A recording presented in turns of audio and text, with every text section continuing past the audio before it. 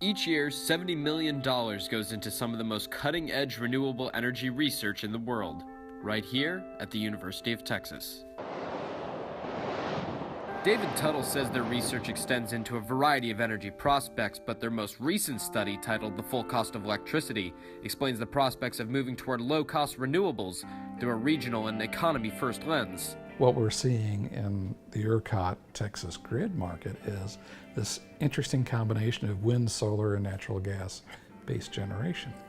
And it's very synergistic. So not only are the costs perhaps low for each one of those, but there's this synergy when you put them together that's really interesting. 7 years ago, Texas engineered power transmission lines called CREZ lines that could be compared to an energy highway, which transfers power from West Texas and distributes it across the state.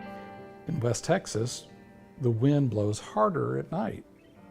But during the day, well, guess what could use those transmission lines? Solar. Despite wind power alone making up for 12% of the state's energy needs, wind and solar are somewhat inconsistent.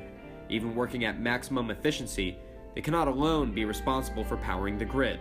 Like wind and solar, those sources are very effective in rural or possibly even suburban environments. It's difficult to understand, for instance, how you would ever use solar collectors and windmills to power New York City.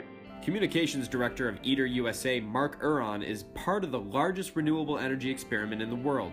ITER, a $30 billion tokamak being built by the European Union in southern France, with the help of 7 countries, and as some call it, the Holy Grail.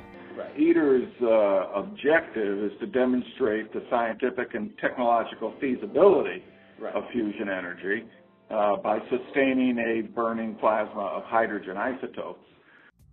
This zero-emissions form of fusion energy is not new. In fact, the fusion dialogue began in the Reagan era and was achieved in the 1990s. The simple explanation of this fusion reaction is by using the world's strongest magnets to slam tritium and deuterium atoms together at extreme speed to produce a helium atom, a superpowered neutron, which will spout from this reaction.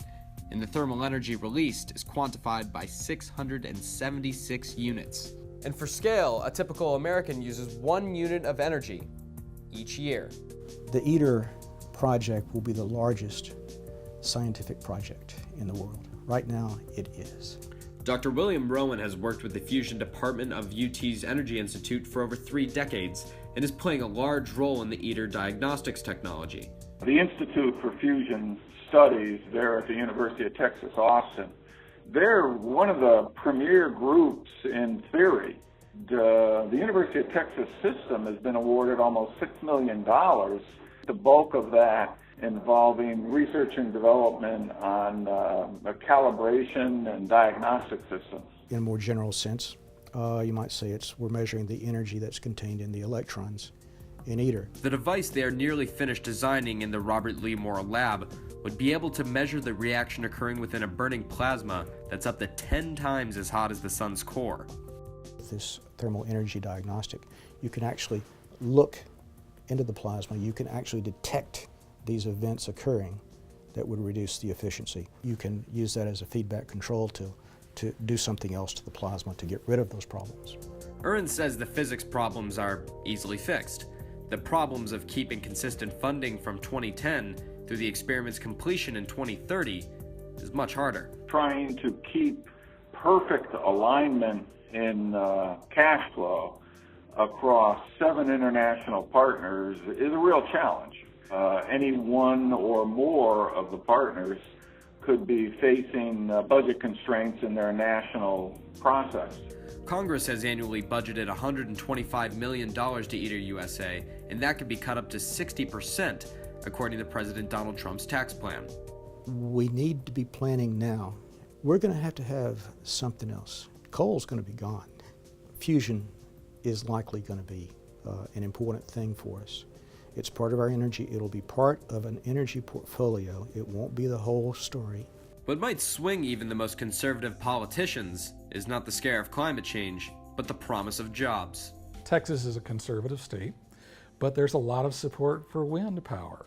Okay, well, that's green. Well, it wasn't the greenness that necessarily made it as popular.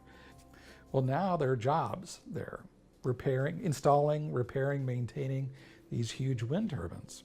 Those wind turbines, they pay taxes. And so now there are new football stadiums, new schools, new libraries, new fire stations from the tax revenues, from the property taxes from those turbine farms. Dr. Tuttle and Rowan are optimistic that wind, solar, natural gas, fusion, and likely others will compete to make up the new American energy portfolio.